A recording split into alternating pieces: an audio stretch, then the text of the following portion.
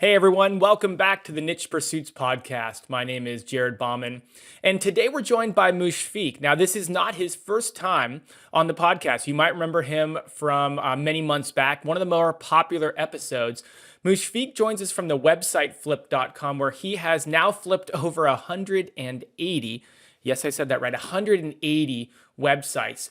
So we talked today about the life cycle of a website flip, how to do due diligence, where to find sites and what to look for in sites. There's a lot of different places out there. He goes through where to find different sites, where the good opportunities are right now. We touch on what to do after you buy the site, how to find those easy wins. We spend a lot of time talking about the growth of the site, how to grow a site that you bought. And this is really applicable for anyone who owns a site, whether you are buying it or whether you started it from scratch. Mushfiq is kind enough to share a real life website with us that he's working on, one he bought just a little while ago, what he's doing with it, and what his plans are for the future. It's great to have a real live URL we can all go take a look at and follow along with. I hit him with a bunch of questions, rapid fire style, ranging from link building, his approaches to applying links to sites after he buys them, page optimizer software and when to use them, core web vitals, how to focus on site speed and where to focus so you don't get overwhelmed, EAT, expertise, authoritativeness, trustworthiness, and how it applies when you're buying a site and taking over personas. And I also ask him which niches have the best RPMs. So which industries really are the best ones to go after if you're looking to make the most money per visitor from an ad standpoint. Just like the last episode, Mushfiq shares a ton of knowledge. You're going to want to get your pen and paper ready because there's a lot of notes you can take to apply to your site, whether you're buying a site or whether you just have a site and you want to grow it quicker. All right, let's dive in.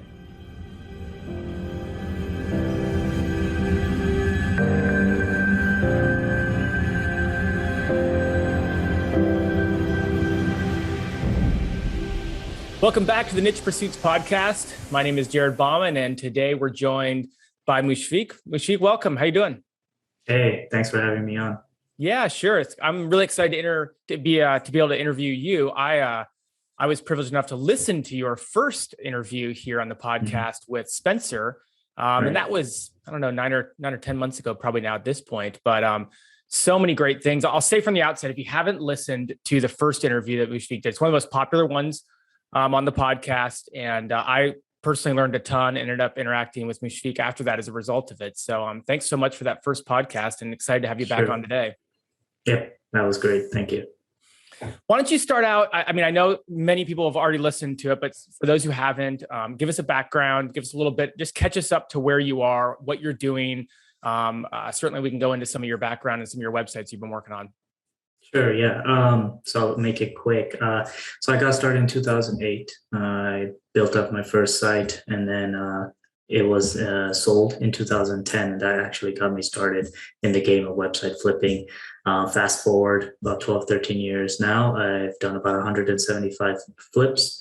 Well, that was last year, so now it's probably like 180.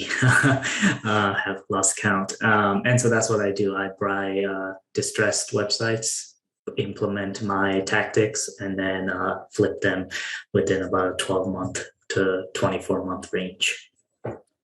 180 is a staggering number, just to be clear.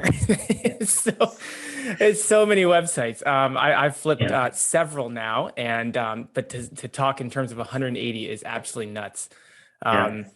Now, on the previous podcast, you talked a lot about the methodology you go through, specifically with trying to find easy wins. You have a platform and a program, not a program, but basically a long checklist of easy wins that you have that you go through. Today, I thought it'd be really fun if we kind of wandered through the life cycle of a website flip. A lot of what we talked about, again, the last episode was exactly how to make quick fixes, but maybe we could start today by talking through not just the quick fixes that you do on websites, but really the entire process, where you come at it from, how you evaluate it, then the process of flipping it and growing it, and then the way you look to sell it on. Could we just kind of start by walking through that process? Yeah, and just stop me because I'll just explain. Essentially, I have like a 5-step life cycle that I really like to follow. It's, the first stage is you acquire the site, right? The second, you stabilize. Third is you grow it, and fourth is you optimize, and then you exit, right? And each of these has so much details in it, but essentially, that's the high level I like to follow. In the acquisition stage, I'm looking to buy a website that meets my investment criteria, which every investor should have a criteria of. And that's, for stocks, that's different. For websites, that's different, right? For websites, it's how old does the website need to be? What kind of backlink should it have? What should be the monetization streams, how much content should it have. So these are all criteria you can set beforehand that you feel comfortable. And then when you go deal searching, you can apply it in the acquisition stage to find that asset. Does that make sense? Yep. Can you, you talked about investment criteria, and what are some of the different things that investors should be paying attention to when it comes to the acquisition part? Yeah, and each person is different. What I care for is domain age, so website age, essentially. I also care for what's the monetization streams, because I have some expertise. Mine is affiliate marketing, right? So I'm looking for, if the website owner missed affiliate marketing and only did display ads, that's an upside for me because I can go in and do a lot of easy wins. That's one. The other one is I'm looking at the backlink profile. I don't like to buy sites with PBNs or toxic links. Nobody really wants toxic links, but I know a lot of people who do buy sites with PBNs. So I personally stay away from that. Let's see. Yeah, I mean, those are just the high level. There's probably maybe a few more in there, but yeah, everybody needs to figure out what their criteria is for sure. A lot of people talk about page views per month, about monetization, how much it makes per month. I didn't hear you mention any of these things. I heard you mention more. It's more the technical side of what you're looking at. Yeah, I don't care how much it makes because the websites that I buy are usually, if it's somebody who knows what they're doing, I'm not going to buy it. I'm not going to buy that site because those people are just like me. They kind of over optimize the site and take away all the revenue streams and potential. So I stay away from those. I like to buy sites that are under, distressed. So that means they might have a lot of traffic because the individual put a lot of effort writing content, but they just don't know how to monetize. So they just put on like AdSense, for example, let's say, or just basic Ezoic, right? And that's it. So those are the sites I'm looking to buy. So what I like to do is look at the ratio of earnings to traffic and essentially use some mathematical thing there, the ratio, to kind of figure, okay, if there's an upside. For example, I bought a site in the outdoor niche that it was getting about 100,000 page views. This was last April when we bought it, and it's still in our portfolio. But it was making $300 a month. So $300 a month on 100,000 page views. Anybody in this game long enough knows that's just way too low, right? So even if you just stick on normal Ezoic, you'll make 3 times, at least 4 times that amount. So anyways, that's kind of what I'm looking at. And so, yeah, you could say that's my criteria, a ratio that makes sense. You mentioned domain age, and that's not something I hear a lot of people necessarily taking into consideration, especially when you start looking around at the different opportunities that are out there. I'd say the majority, and I don't have any numbers on this, I'm just guessing, but the majority of these websites that are being sold are fairly new. Why are you attracted to domain age specifically? Besides the fact that, in this world, age is better. The longer it's been around is better. But is there any specifics to why or what you do with an older domain? Yeah. So just one caveat I'd like to mention. The difference between domain age and website age, which is something that a lot of people miss. A domain can be aged 20 years, but the website went live last year, right? And that's not what I'm looking for. I'm looking for how long has the website been live, so indexed age, let's say, and that's for a fresh domain. So if I see a fresh domain that was just registered and somebody held the domain for 10 years and then started building it out 2 years ago, really to me that's a 2-year-old website because the remaining time it was stagnant. And yeah, primary reason I'm doing that is if the website has been live for a long period of time, it has gone through potentially of many Google updates. It has had time in the index, so people have potentially linked to it more than a website that's been around for 6 months. So yeah, those are the easy ones. But primarily that it's been around many Google updates, so that when I go in there, I can add backlinks, and I'm not worried that is it going to get penalized because all of a sudden a site with 1 year of age getting like 10 or 20 backlinks. That's not so normal versus something that's been around for 5 years and getting backlinks organically, and I come in and put a few backlinks. That's okay to do. You just mentioned it, so I'll ask about it. Google like algorithm updates, ups, downs. Are you, I don't want to say afraid, but do you avoid sites that have been negatively affected by an algorithm update? Are you only going after sites that are just positive throughout these updates? What's your how could another investor look at that, or how do you evaluate that? Yeah, no, I'm not afraid. If I was afraid, I couldn't do that many. So Fair the enough. reason why I'm not afraid is I buy smart. When I'm buying a site, I'm buying smart. So I'm only buying an asset that I know that even if I pay at a 40x multiple, which is like the average right now, that I can go in and immediately 2x the revenues, 3x the revenues the month one. And so that even if the traffic decreases for whatever reason, Google updates or whatnot, I'm still going to get my ROI at a typical time frame. So that's when I'm looking for a site, I'm looking for a site that has those opportunities for extreme growth, right? When that happens, then I'm buying it. And if a Google update happens, it's okay. I don't mind. And I bought sites like that. For example, we bought one last month. It's in the and actually I can share it. It's upmostly.com. So upmostly.com. It's in the software engineering, like programming niche tutorials. So that site is a perfect example because it was somebody, a hobby blogger that's a software engineer that put together the site in 2019. So again, it's been around for a few years. And he wrote all the content, wrote all the tutorials, like very in depth. Now I'm also looking for sites that have a moat, right? Somebody else can't just come and copy this site. I mean, you got to have some expertise, right? This is not the same, for example, in the kitchen niche or home niche where anybody can write about those topics. So again, a moat. This site used to get 150 to 200K visitors. When I bought it, it was hit by some kind of a penalty, not manual, but algorithmic, and now it gets 100,000. So again, it got hit, but I still bought it. Why? Because the owner didn't even monetize the site. So I went day one and then put Ezoic on there, and it's making $900 a month now. I've only had it for a month, so we'll keep growing it and then think about what to do with it. Wow. Yeah, that's and I think I've heard you mention this before. And for those that don't know, Mushfiq blogs about a lot of this stuff on the website flip.com. And again, I've been a follower of that for a while now, and a lot of great content. You do a good job of specifically tackling some of these really kind of more in-depth, nuanced questions. And and you have a lot of case studies there, which are fun. I think everybody in this industry, we just love case studies, right?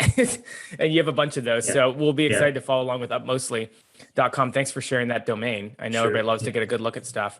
And I think we'll be talking more about that throughout the podcast here today. We'll kind of reference back to what you're doing with that one.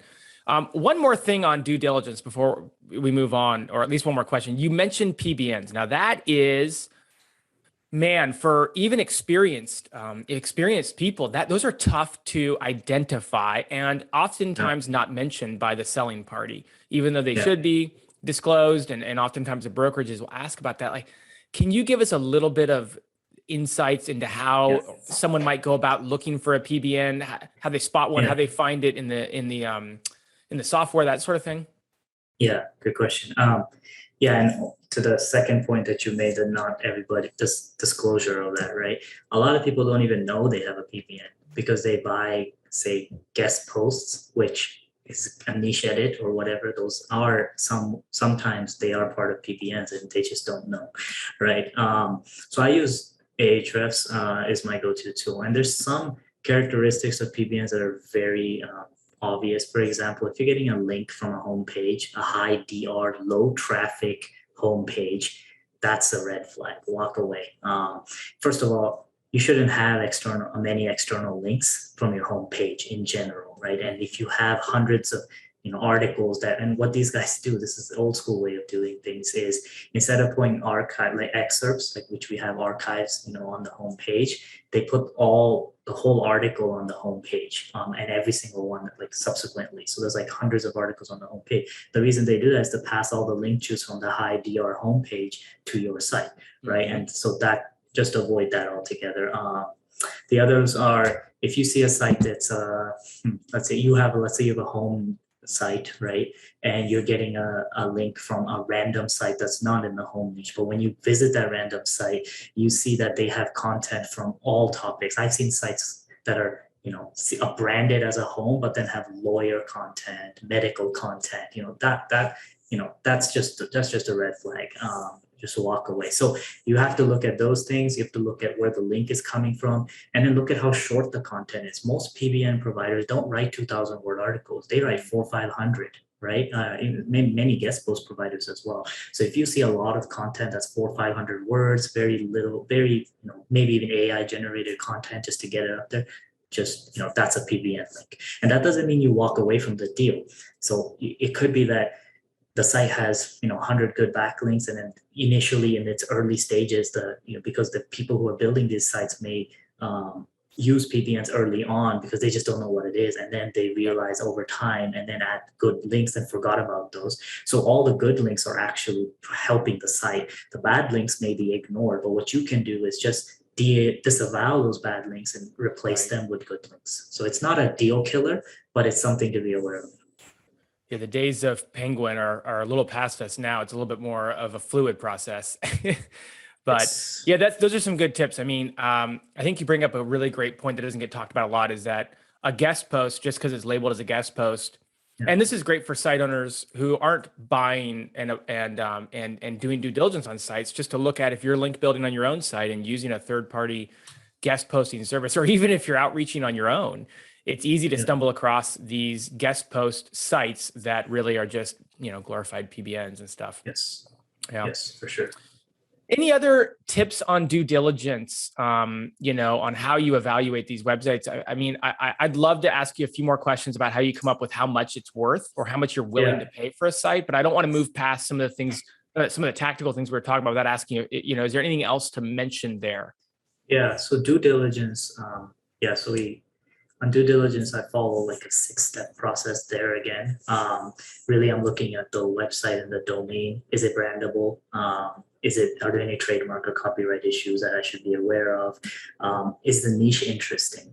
Now, I'm niche agnostic. Most of the time, I just don't care. I care about what's the potential of that niche. But as a first-time buyer, a niche may be important for you because it's one website and you're going to work on it. So just keep that in mind.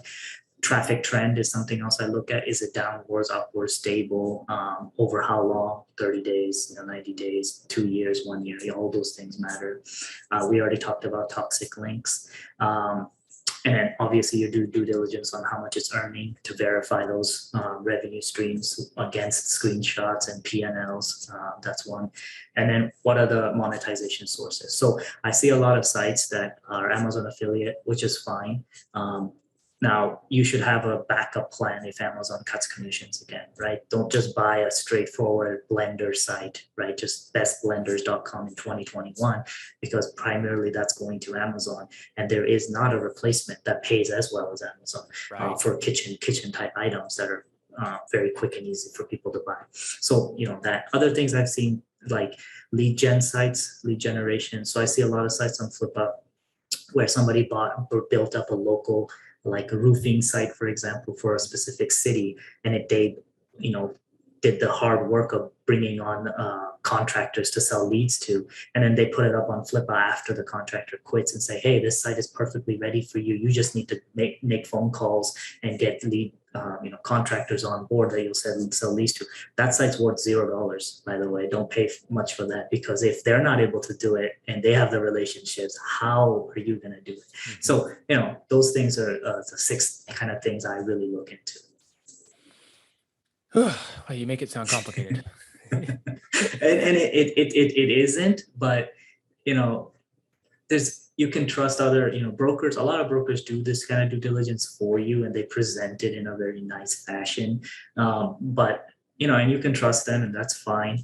But as a buyer, you really should have a high level understanding of what you're looking at, so you can cross check their information.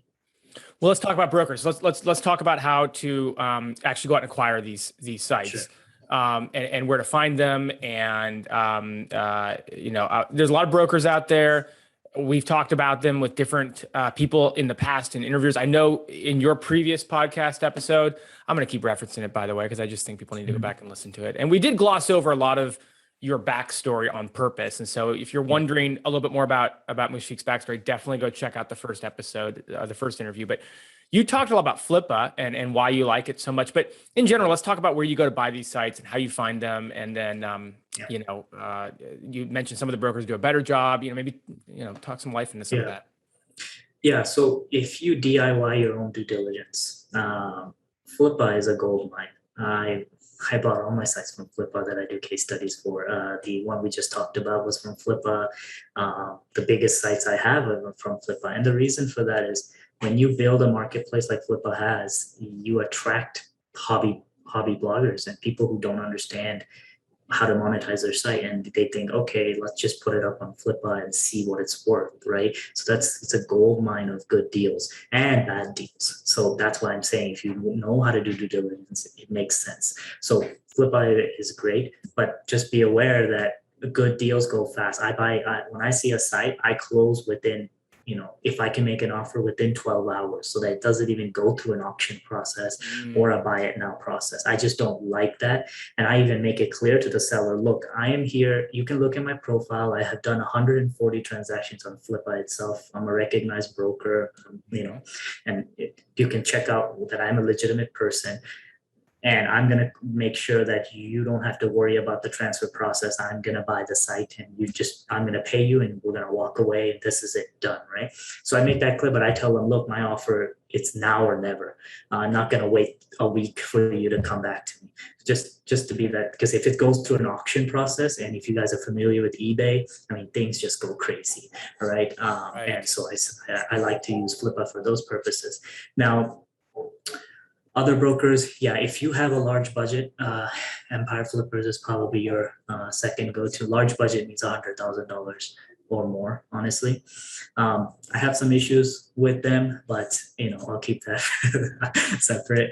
The other, if you have a budget of less than 20K, Motion Invest is great. Motion Invest's team over there, Ryan, very good at due diligence. He knows what he's doing. So whatever metrics he's providing you is good, but you should obviously double check. The third one I would recommend, one next after that, probably the fourth one, Investors Club is great for deals, 20K to 100K range. And again, Andre over there, top class. So good people to work with there. So you have a product I think you just came out with, or it's pretty recent, called DealFeed, where in essence you aggregate a lot of these deals into one platform. And I can see that being really valuable because I'm on all these different email lists myself for different websites that are available. Empire Flipper sends them out every Monday. Motion Invest, you get an email, sometimes 3 or 4 times a week with a bunch of different sites. Investors Club, somewhat of a similar pattern. So what does DealFeed do, and what are kind of its what does it help? How does it help? Yeah, so I like to build products that I use. So this was something I really, really needed. So DealFeed.io is an aggregation tool. So we connect directly one-to-one to all these brokers who have direct connections to their deals. We bring them into one place and organize the data in a standardized format. One thing you'll see is Empire Flippers, as you said, they have different timings, but not only that, they have different ways they present data. Some use profit, some use revenue, some use last 6 months, some use last 12 months. Oh, that's a good point. All these different metrics that everybody is using. And then they also present it in a different way, right? And so what we do is bring the raw data in, organize, structure it, and put it all into one specific structured way so that you can compare and contrast between brokers. You can filter by multiples. If you have a max multiple you're willing to pay, or a max price, or if you're looking for 5-year-old to 10-year-old sites, you can do all of that. Or if you're looking for sites with high traffic, high age, all those filter abilities are there for you to kind of look through and then pick out a short list. And then you can just click through to the broker and go through the same process. So we're not replacing them. We are just organizing the data, because every single day there's a new broker popping up. And and so it's time for a data analytics tool to kind of organize all of that for you. So you're like the Google Data Studio of deals. Yeah, that's probably a great Except analogy. that you hook it all up, because Google Data Studio can be a bummer to hook up, and it already comes pre-hooked up for you. Yeah, exactly. Okay, well, that's obviously, there's a lot of value there, especially if you're actively looking and you have some criteria and you don't want to be bouncing around and checking 5 different brokers at one time. And are you guys able to pull in data from Flippa as well? Yes, so that's going to launch in the September 7th, probably early October. We have our own criteria on Flippa that I use, so all the searches and stuff. So we'll be bringing in those deals as well, and then putting it in the same structure. And we estimate about 60 or so listings that will come live. So we have about 180 listings now across the top brokers live at any given time. And then we will bring in another 60 from Flippa. So we'll be in the 200s at any given time. And then when they sell, we update it, and then so it gets taken out of the live stream. And actually, long term, we're collecting all this data. So we'll be launching an analytics platform where you can potentially look at past sales to understand what your asset value should be, so you don't have to rely on brokers. One thing, and sorry if I'm going on a tangent, the reason I built the website Flip, DealFeed, Easy Diligence, all these different tools is because, to be unbiased, a lot of the time the brokers are the ones educating. You'll see Empire Flippers putting a lot of content out there. They have their valuation calculator. Investors Club has theirs. Motion Invest has theirs. But I think there has to be an unbiased resource that's not tied to these brokers, or that doesn't have a biasness there. So yeah, they have a stake in it, whether they whether they consciously let that be a bias or not. They have a stake to claim in it to some degree. Yeah, exactly. So, and that's why the deal feed and all of that is being built, and specifically the analytics platform, it has not launched yet, but really the goal there is, okay, you can use a calculator to kind of get an idea of what the value is. You can go and plug in your numbers at the different brokerages to get what the valuation is. But should I sell now or should I wait? All these types of questions, they'll always tell you sell now. But if you can use comparable sales to see, okay, the last 10 deals that sold, what was their age? What was their revenue stream? What was, all those details, it can give you more knowledge. Should I wait or should I sell? What's the typical range? Maybe some home niche sites sell great at 3 years to 5 year range.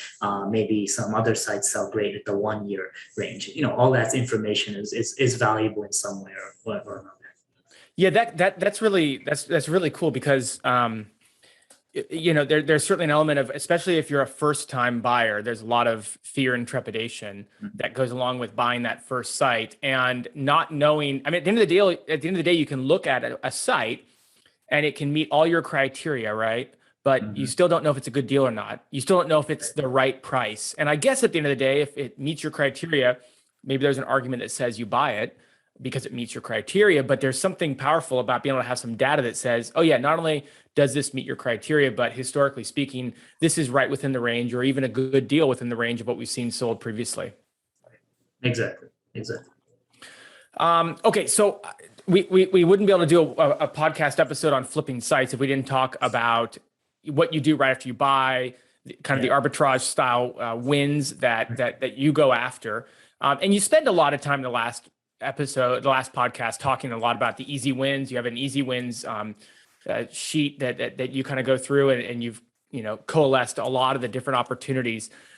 I think if we could, let's just go over the big hitters, the ones you see most commonly, or the ones that have the biggest impact. And I'd also like to try to frame it also for people listening, because I think a lot of people listen to this kind of stuff and they think, well, I'm not in the market of buying a website, or I haven't bought a website, so some of this stuff doesn't apply. But I think the most fascinating thing is you walked Spencer through Own the Yard, who he hadn't bought. He had built that site, and you're able to apply a lot of these wins to an existing site. So if you're listening and you're not buying a site, all this stuff still applies. You can almost treat this as though, Mushfiq bought your site and is going to go through your site and apply these wins. We can all do these to our sites that we currently have in our portfolio anyways. Yeah. And I 100%, buying a site is just one level above building, right? So if you're building, it's the same thing.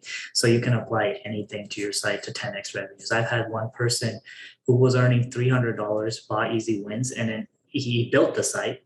He just didn't know how to take it to the next level, because most courses, most YouTube videos, they talk about the basics to get people started. But what are those extra tactics, right? And to really 10x the growth that we've tested. And so he applied that, and he's making $2,000 right now per month. And just because he was able to go through that checklist. So anyways, the ones that I see as obvious is the combination of affiliate and display ads. This is, a no-brainer. I mean, if you're in Facebook groups, you see this all the time, but really a lot of people miss this. Today, we just got a site in the pet space that's monetized by Amazon Associates, but not any display ads. Now, in the pet space, you can make actually probably more with display ads than with Amazon Associates. So, that's an easy one. We are a brokerage as well. We'll probably sell that. Somebody will pick that up at a very high multiple because they'll immediately just enable display ads, right? So that's one. The other one that I like is, most people add display ads to affiliate marketing. I like to add affiliate marketing to display ads. So a lot of sites have display ads, but because affiliate marketing is more nuanced. You can't just display ads. You can just, tell Ezoic to put it on and it starts making you money. But affiliate marketing, you need to know what products to promote, which elements to add on a page, comparison tables, product boxes, call to action buttons. And that can get a lot of beginners confused, but that's opportunity for me. So adding those elements. Now, a lot of sites, so that's first, the combination of those two. Second would be that some affiliate sites, Amazon specific sites, miss a lot of elements on the page. One of them is comparison tables. Comparison tables convert very well, so they definitely need to be added. Some sites do add comparison tables, but they put way too many products. So let's say they do like a top 10 article. They put all 10 articles in all 10 products in the comparison table. Now a user doesn't care. I mean, they just want to know what are the top ones that I should care about, right? Even though you're talking about all of them, you have to cater to different audiences. Some are just coming to get validated that, hey, okay, these three are the ones that I was thinking about. Okay, he's telling the owner of this site is telling me about them, so maybe this is legitimate. And then they click through. So you got to cater to different audiences. So keep your comparison table short and sweet. Others is very distinct colored call to action buttons. This is very easy win, where if your site is all white, you should have red or yellow or blue call to action buttons to really pop out. So yeah, those are the elements adding to the page. Some other things, those are not the easiest of easy wins, but some sites will do well with email marketing. So having pop-ups to capture emails, some of those are missed. But yeah, those are probably the easiest of easy wins. Those are the big ones. Yeah. I mean, it must, for you, someone who's bought so many sites, you must have like alarm bells going off on your computer or something when a site comes through that, doesn't have, any sort of advertising on it, but it's just monetized by affiliate or vice versa. Because, that seems like the biggest opportunity. So, and again, lots more. I know you kind of did a site teardown of owntheyard.com in the previous. So we'll leave a lot of the details there because there are a lot of details to some of the wins you can do, but we'll leave those for the previous podcast episode. I mean, given that you talked at the beginning about how you typically hold a site for 12 months or even longer, obviously the bulk of the work though isn't done just in that first quick, easy win session. You're doing a lot of work for these sites. So after you've acquired a site, you've done the due diligence, you've negotiated the deal, you've taken over the site, and you've taken care of the easy wins. I think let's spend some time talking about the growth that you try to do for it, because there's only a certain amount of upside you can get from that arbitrage style of applying easy wins. But oftentimes you get this site dumped in your lap. You don't have any experience with it. You don't really know a lot about maybe the content that's been published on it. the history of it. How do you go about growing the site, and what are the tactics you use for growing these sites once you buy them? Yeah, great question. Yeah, so after you've done those arbitrage easy wins, right? Now you have cash flow, right? You have cash coming in to actually grow the site. So that's very important. And so I actually hire writers for my site, dedicated writers. I don't use agencies. Honestly, don't like agencies. So I use dedicated writers. I find them on Upwork for each individual site. I like to have a lead writer.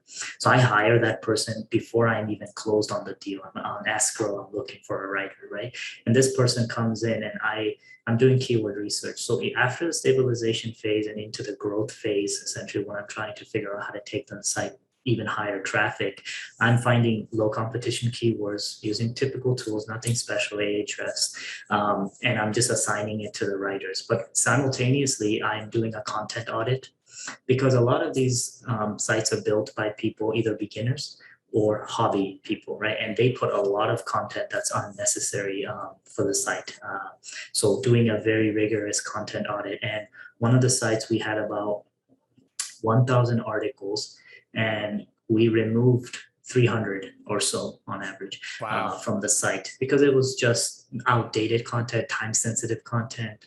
Because this one site was in the outdoor space that's been around since 2010. So you can imagine the amount of unnecessary content that has built up. And so, getting that done. We also, a very significant thing we do, we overhaul the entire site. So if we see that this is a site we want to spend a lot of time on, for example, in the outdoor, we do a full revamp of the site in Generate Press using Generate Press theme, Generate blocks, kind of remove any element like page builders to make sure the website runs fast, smooth, and we can grow on it. Because if you don't have a strong foundation, there's whatever you do doesn't matter. So we do that, and that can take a week or 2 weeks for our team to kind of work on that while simultaneously we're doing keyword research and our content is being written. And then it's just spray and pray. I know this doesn't always work for everybody, but we can keep our content costs so low that I don't care if every article is optimized for every individual keyword that I'm trying to target. I'm just posting, and then waiting, seeing what works, and then removing content that didn't work, and then focusing on the silos or the top clusters that did work and keep investing in that. Does that make sense? That does. Wow. So that's interesting to hear you just identify so clearly that it's a really basically once you stabilize the site and you have the technical details fixed, you have the site transitioned over to a very clean, simple, it sounds like a standard theme and plug and stack that you use. It's just a big content push. Yeah, and we design each site uniquely. We use Generate Press and Generate Blocks to essentially customize the site so that it looks good. We don't make cookie cutter sites or cookie cutter themes. We customize every single site. And yeah, it is a big content push. And also while in that phase, because in the first stabilization phase where we're doing the arbitrage easy wins, right, we have kind of increased the revenue, but each individual page bringing in traffic, maybe the top 10 or 15, they're now bringing in more revenue, but they haven't been tweaked to make the most they can. So during that time, we're actually going in there, improving the design, improving where to add call to action buttons or comparison tables and all of that. We're kind of improving those high traffic pages so we can get out more revenue.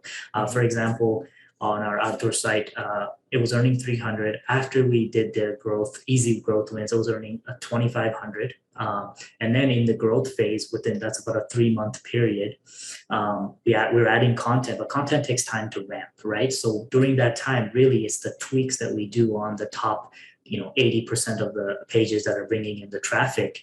Top 20% of the pages that are bringing in the traffic, where we're doing those tweaks that took that 2.5K to 6K.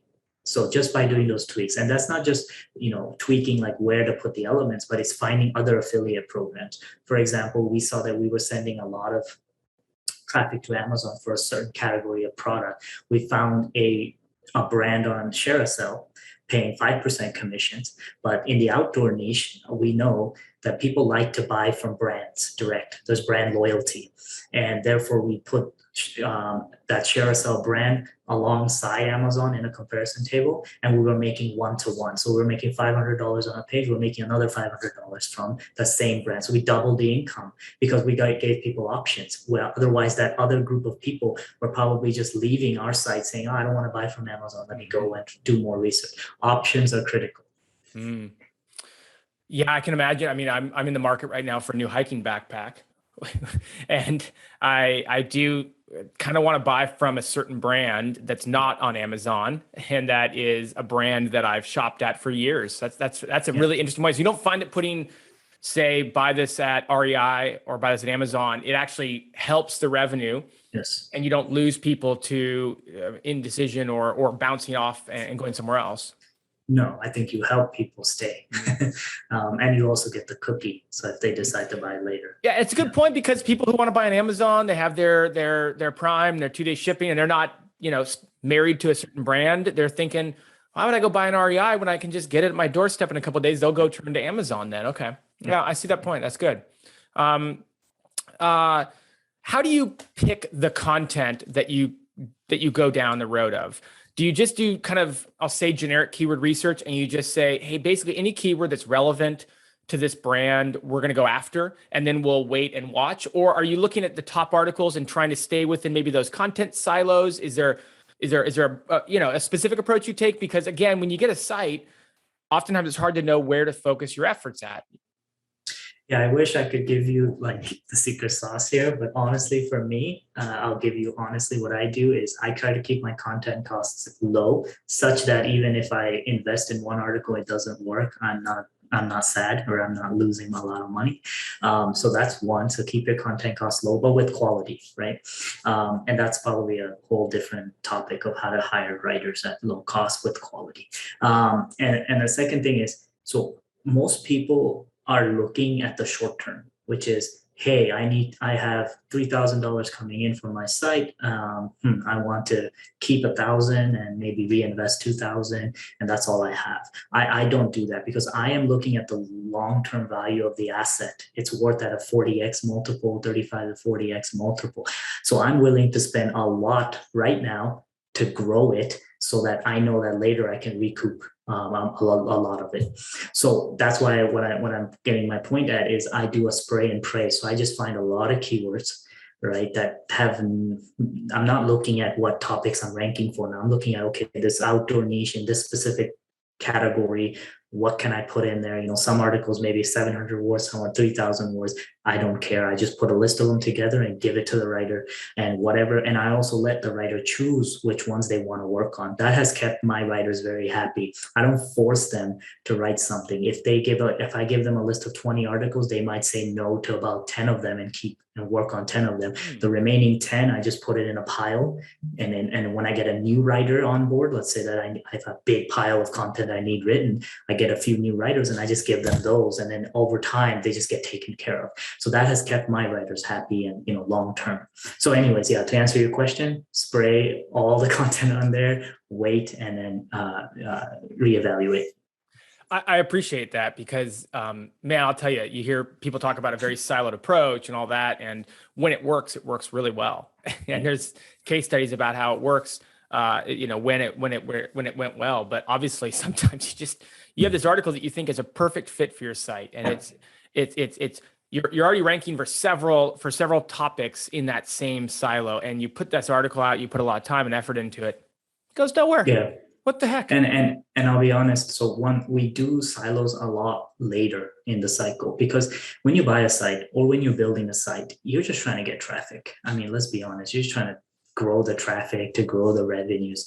Silos come a lot later, when I honestly think, because we did this on our site. We've owned the outdoor site now for, let's say, 18 months. And maybe at month 15, we started adding a few sub topics, a really small silo on our main site, and it started to get traction. So we doubled down and added another 50 articles, and they all started to get traction. But I couldn't figure that out early on, because I don't know the topic. I don't know the outdoor niche. I don't know all the little nuances, right? And that silo is very competitive. So there's no guarantees early on if you're gonna rank for that. So one strategy some people can do is if you've kind of figured out that, okay, here's a lot of low competition I have kind of finished, and now what should I do next? Pick a few high competition silos, add 2 to 3 articles in those, put it on the site, wait 6 months, see which one of those is getting the most traffic, and then add more over time. I see a lot of people make mistakes, say, hey, I can rank for that. Let's just put 50 articles there and spend several $1,000s on that, and then it gets no traction. Don't do that. You gotta reiterate. You gotta always have the feedback loop. So you can get, yeah, and you can learn that with just a handful of articles rather Yes. than 50 articles. Yeah. Well, let's talk about you mentioned the website earlier that I think you said you recently acquired, upmostly.com. And where are you at in I mean, we just went through a lengthy process from due diligence all the way up to long-term growth of the site. Where are you at with Upmostly? Like, what have you done so far? Maybe we can take a lot of what we just heard you say and apply it back to this site. Sure. Yeah, I'll walk you through exactly. I bought it August 10th, so it's only been almost 30 days. Right. 30 days is recording. So yeah, that's new.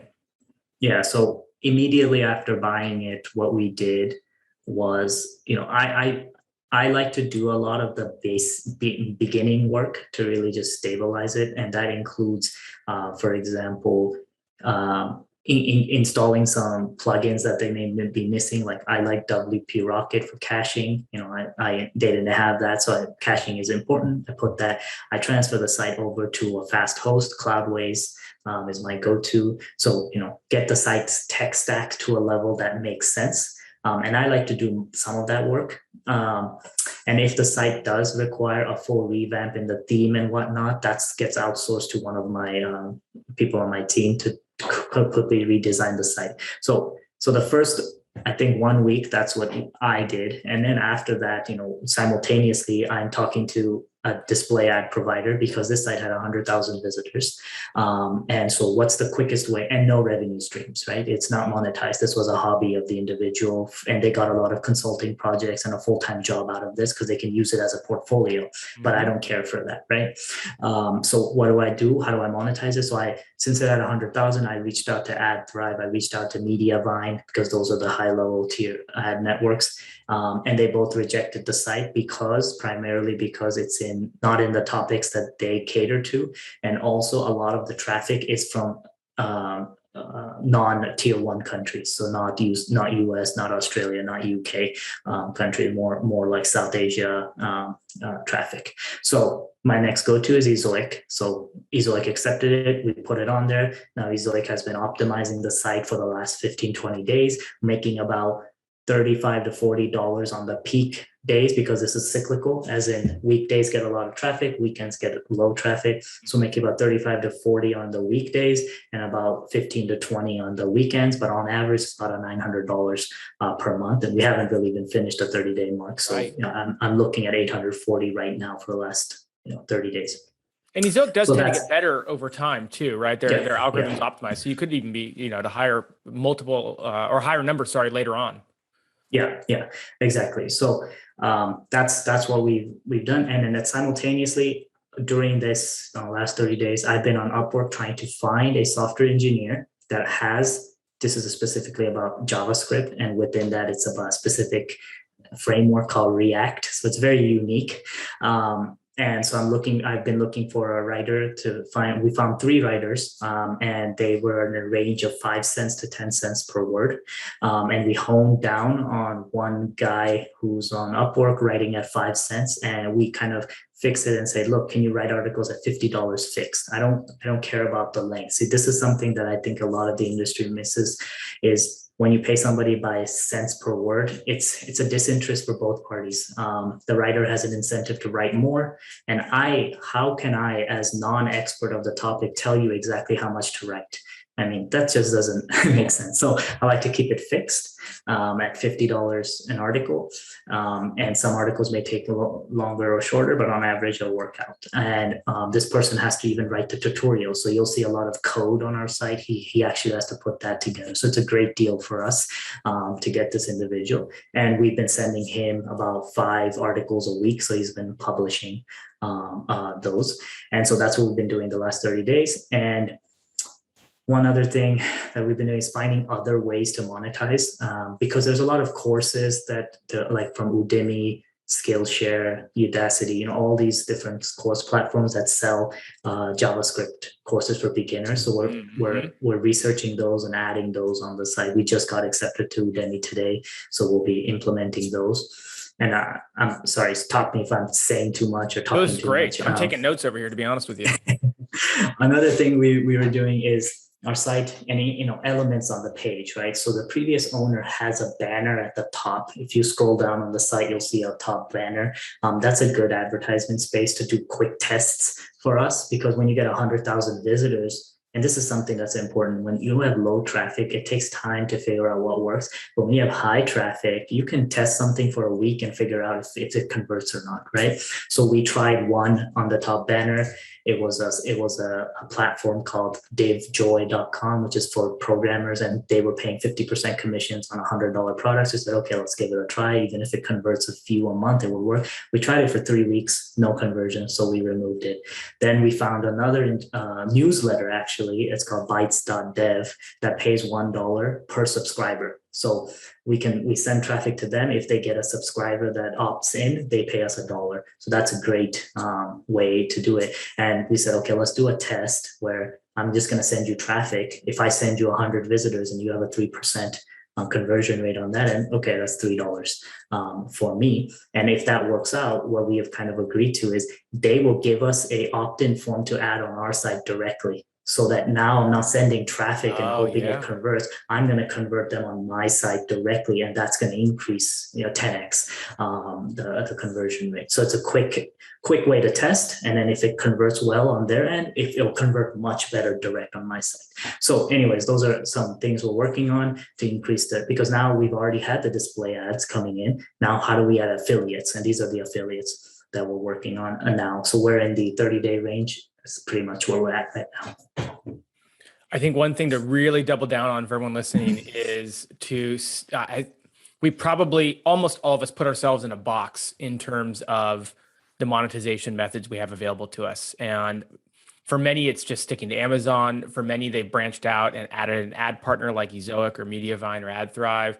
But there's so many opportunities beyond that through, even just went through a very high paying, high ticket product, give it a shot, versus a very low paying, low ticket product, just get an email list and you get paid a small amount. And I think that what's also really important to point out is that you're testing a bunch of different affiliate opportunities, and many of them are going to fail, and that's okay. And you just have to keep trying until you find something that works. You read these case studies later on and you hear people say, well, I went out and I applied for this affiliate program and I instantly tripled my revenue.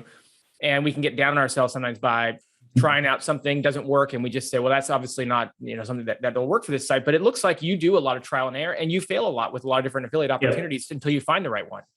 Yeah, and I forgot to add, this site actually had its own digital product.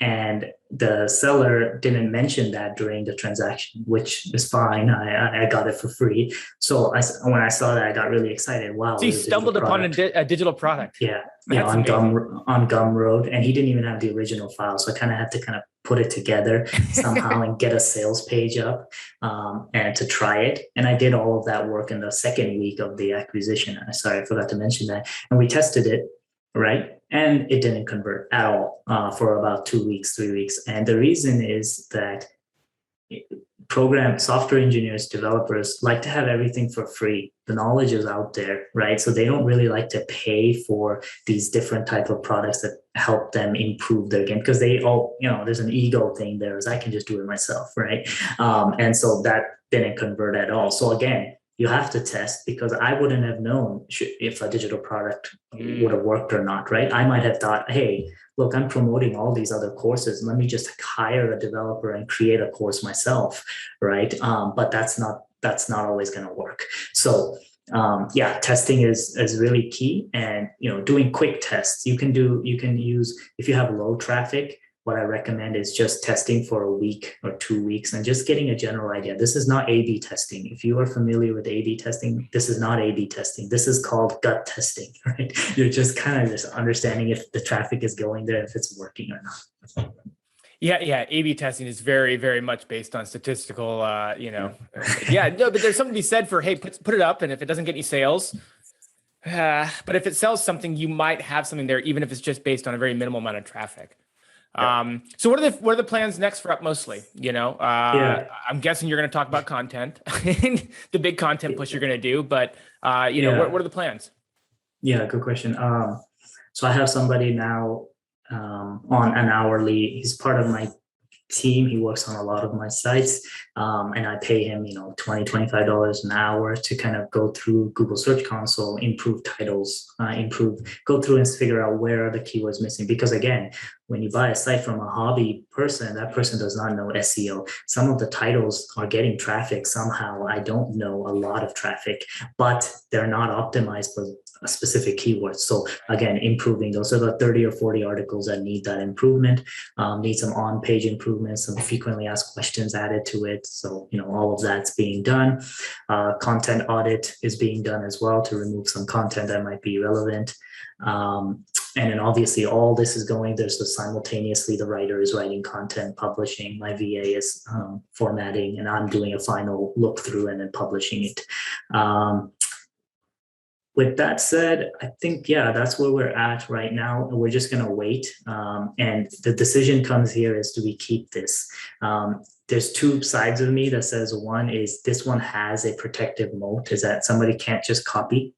Right. And the people who are searching for this, the intent here is to get example code. And so we're providing a lot of that example code. And so our articles are not very long. They're like 6, 7, 800 words with a lot of code examples. And so the intent is being fulfilled. That's why we're getting a lot of traffic. So the cost per article here can be very low. It's not like writing a 3,000, 2,000 word article. It's just the intent here is being met very easily. And so with that said, plus the fact that you can't just copy it. It's something that we might keep a long term, but I don't know. But right now, if we were to go out and sell it, if we waited 6 months, because the market requires a 6-month average, and it's average at, let's say $1,000 is where we get it per month, we could sell it for 35 to 40K. And I bought it for $7,000. So, quick flip. That's compelling right there. So we're coming up on time, but I have 5 questions I'm going to hit you with. Sure. We'll try to keep them. I hate when they say rapid fire, but you can keep your answers concise. But these are 5 things I've been kind of writing down as we've been talking throughout the hour here, and I want to get your opinions on them as Sure. it applies for your websites. Sure. I don't think you've mentioned the word link building once in the last hour. So. Yeah. Where do links apply to your growth strategy, your flipping strategy? My flipping strategy, links don't apply. and I'll keep it short. The reason is the flip cycle is about 12 months to 18 months max. And I am just taking advantage of what the site has already done, the goodwill that it's gained on Google and the existing backlinks to get more content and get more traffic up. After 12 months, I decide whether I'm going to keep it in my portfolio, and it could be I keep it for another few years. And if that's the case, that's when I'm going back and figuring out which articles I can get to page 1 or top 3, with a few backlinks. So that's really, that's why I don't talk about backlink building, because I don't do it actively. So buy right on the way in, get a clean backlink profile, do the technical and on-page work, and then put a lot of content out. Yep. Here's something that I would love to glean from you. Question 2, you've participated in 180 flips or so now. We can be round about that number because it's so many, but what are the sites, what are the industries that have the highest paying RPMs for ad rates? Because I think it's interesting to hear you say with Upmostly that you're making about $1,000 a month off of 100,000 visitors. And that kind of come, whether you call it an RPM or an EPMV or whatever term you want to use, that's about $10 per 1,000 visitors. Some industries have much higher RPMs. Some industries have really minuscule RPMs. Any insights you can share for people? Because a lot of times you go into an industry not knowing what the RPMs are going to be, and they can be dramatically different. Yeah, I assume that $10 to $15 is the base RPM for any site. When I do valuations, I use that range, even though if you're in make money online or finance or investment, you could be making $30 to $50 EPMVs or RPMs, whatever you want to say. I had a site that I sold in the last few weeks in the renewable energy solar niche, and it was making $35 EPMV on Ezoic directly. So that's, yeah. And I would say anything that's consumer friendly, kitchen, home, goods, pet, maybe not pet, kitchen, home goods, those would be sub 15K, $15. Pets and those things would be a little bit more, $15 to $20. And then anything money related, law, legal, all those very YMYL niches are just going to be 30 plus. YMYL. Okay, that makes a lot of sense, actually. And, advertisers are willing to pay a lot more to get in front of that kind of a crowd in that kind of environment. Okay, let's see. Next question. Do you use any like page optimizers, Surfer, Phrase, these types of things? So if I decide to keep the site, that's when I decide backlinks or optimization. And so personally, I prefer more backlinks. I know that there's a very select group of people that love Surfer SEO and implementing those. Honestly, I have not done it. Maybe because I don't keep sites long enough. But no, I have not. Well, it's good to ask, because I think you're right. Like for a general use for people listening, it's compelling given your long history of flipping sites for profit and obviously growing sites, that things like backlinks and things like page optimizers, they don't have to fit into the equation. They can fit into the equation. At least that's what I'm hearing from what you're saying. Site speed, core web vitals. You're getting these hobby sites, as you've identified. I'm guessing they're not revolutionarily fast. How important is that? How much time do you put into that? How important is it for a site owner who has a slower site right now to focus on that? What are your takes on that? Yeah, so in general, that's why we, after buying a site, we get the tech stack up, right, to get that foundation. And that's not really fixing core web vitals, right? That's just a bare minimum to get the load time. Because honestly, my criteria is page load speed should be low. I mean, I don't care about anything else. You should come on my page and it should load. So I've seen some pages load 5 seconds. I like to keep it really sub 2, 1.5 seconds on average. Core web vitals, I have hired some specialists to take care of some things. When we use Generate Press, WP Rocket, and Cloudways and those combinations, it gets pretty good. One of my outdoor sites pretty much marks all the boxes in general, at a high level. There's some little nuances that need to be done. I do focus on it, but I would say Core Web Vitals is the tiebreaker between two sites. It's not the decision maker whether you're going to rank. So I don't really care for it that much, honestly. Good, fair enough. I had a feeling you might say something like that. And an even muddier topic, but again, very, I think, relevant to what we're talking about is EAT, and really the general concept of expertise. You're buying, sites off of people, and I think the bigger question is, what's your, how are you approaching expertise, authoritativeness, trustworthiness with these sites? And then maybe getting into the weeds, like, do you assume some of these profiles from people when you buy the site off them? Is it important that you get to maintain that? If someone's looking and evaluating a site that has a kind of an author profile that's somewhat significant, how should they approach that? So there's kind of a bigger question than maybe some specifics there. Yeah, no, great question. That is something I do focus on much more than core web vitals. So Google EAT is very important. What I like to do is when I buy a site, if I believe that the site requires the author, maybe it's a YMYL topic. For example, we have a site in the acne niche, which could be borderline, health.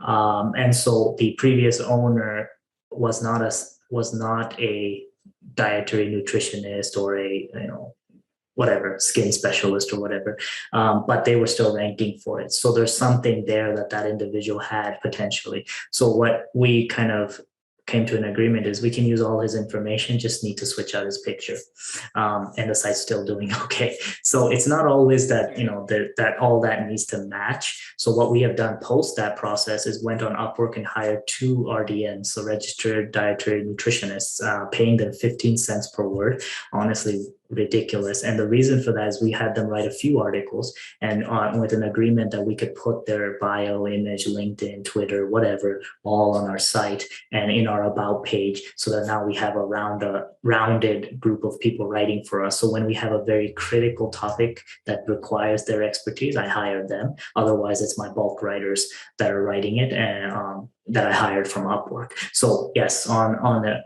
I like to, and that's why I like to hire dedicated writers for each site that have credentials in some manner. Yeah. So you can build out your own expertise going forward based on the writers you're hiring. Yeah. Yeah, and the problem here is that you put in all this effort, but the market does not value your site any higher than a random other site that has no expert writers. So yeah. I put this effort in, but I'll still get a 40x, 35x average. Yeah. I won't get a 50x just because I have 3 writers coming with the site. So, do your own, ways to do your own thing. But yeah, I like to do it just to have the quality there.